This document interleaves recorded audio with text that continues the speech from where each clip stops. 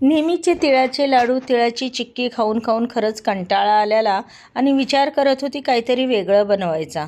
वेगळं करण्याचा विचार होता, डोक्यामध्ये रेसिपी पण चालू होती, पण सक्सेस होईल की नाही ह्याची शक्यता जरा कमी होती.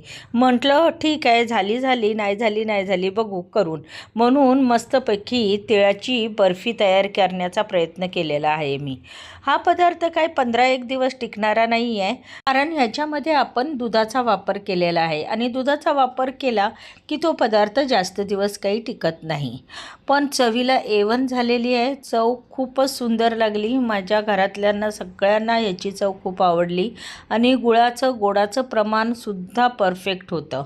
त्यामुळे बघा तुम्हालाही आवडते का? करून बघा. करायला काय हरकत आहे? नवीन नवीन रेसिपी नेहमीच ट्राय करायला पाहिजे. त्याशिवाय आपण वेगवेगळ्या रेसिपी कशा काय इन्व्हेंट करू शकू. मी तर केली, तुम्ही पण करून बघा.